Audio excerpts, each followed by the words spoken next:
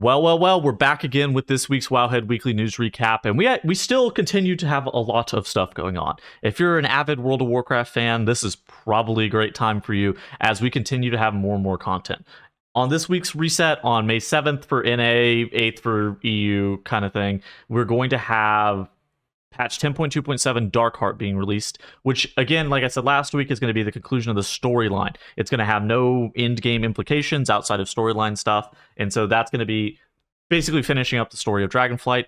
And then on May 16th at 10 a.m. Pacific globally, we're going to have Mists of Pandaria Remix launch. If you didn't watch one of the weekly recaps I did a couple weeks back talking about all of the remix stuff in full, first off, you can if you're looking for like all the information in regards to what remix entails. But basically, it's like a sod season for Mists, where you're able to play through Mists as if it's like a current expansion. It's going to be like a retail leveling experience where you're playing retail characters, where you're going to be, doing Siege of Orgrimmar on LFR. You're able to prog Siege of Orgrimmar. It's not very hard. It's going to be a lot of trivial content, but that's intended. But it's going to be effectively supposed to be fast leveling for characters, get characters prepared for the expansion, and then have a lot of collectible items, mounts, transmogs, toys inside of it, to where if you're looking for those kind of things, that'll be big for you. The big news in this week's Wowhead Weekly News Recap is more often than not going to be alpha updates. And so that's what we're seeing today, is a pretty large alpha update that hit on Thursday.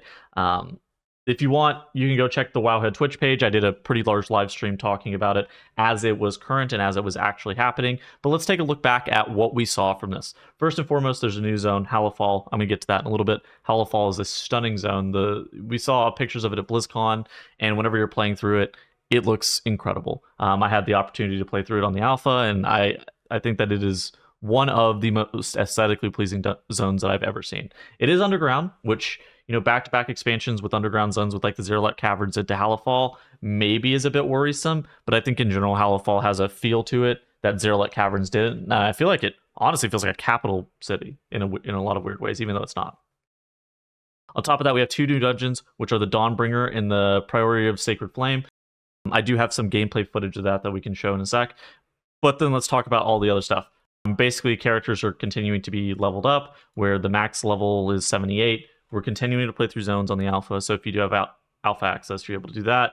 There was a couple of things on the class side. First and foremost, Priest got a new hero talent with Archon, and Rogue got a new hero talent with Fatebound. Archon is a Halo-based hero talent where Halo is going to bounce in waves back and forth and try to, expand and condense what the Halo ends up looking like. And for Fatebound Rogue, it's about like flipping coins. And whenever you're flipping these coins, you're going to be getting like buffs. And whenever you're able to get these buffs, you're going to be doing more damage. And so this is like a Outlaws class fantasy. You're like injecting the casino into your veins if you're a big Outlaw player. So you're rolling the bones and flipping coins. On top of that, a couple of classes got talent tree reworks. They're not full reworks of the classes, but they got pretty sizable talent tree changes. And those classes are Arcane Mage and Demonology Warlock.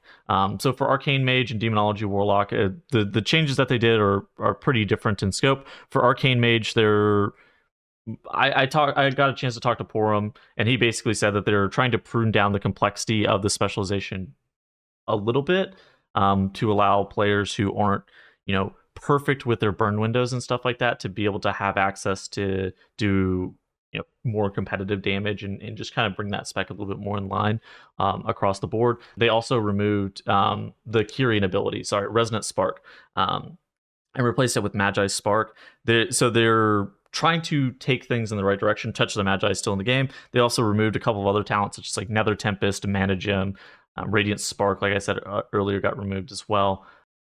So in general, they're trying to like prune down a couple of the buttons from Arcane, but on top of that, they're also trying to just lower the complexity of the spec by removing Radiant Spark.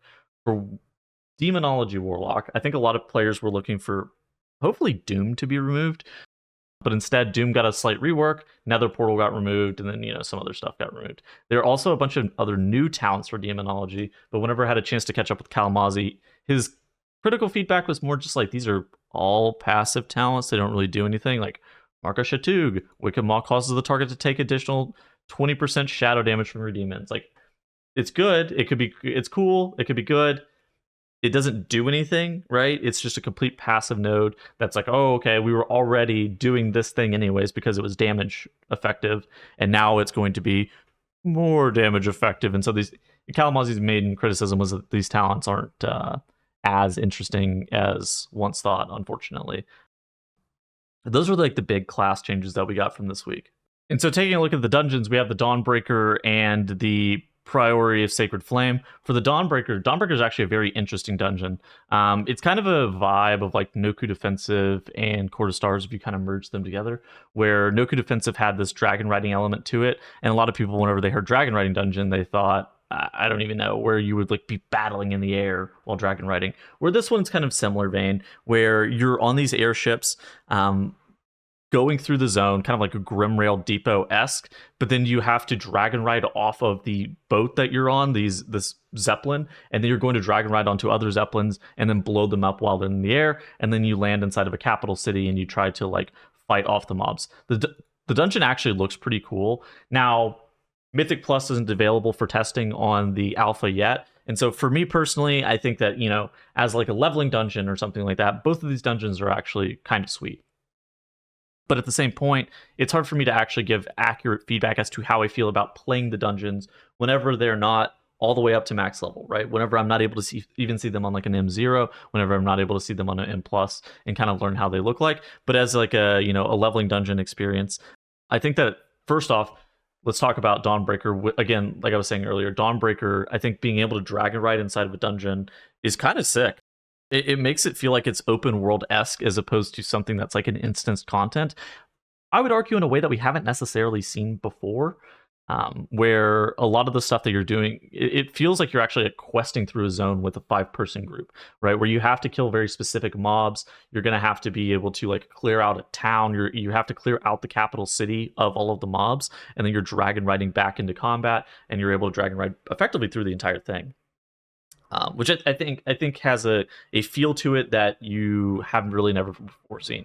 And then whenever I kind of equated it to Court of Stars, it's kind of like the Court of Stars Courtyard, where you kind of pick and choose what mobs or what packs you actually clear out, and that ends up affecting how the bosses interact, where the bosses have bonus effects or bonus HP, or they do additional damage relative to how many packs or how many mini bosses you cleared out.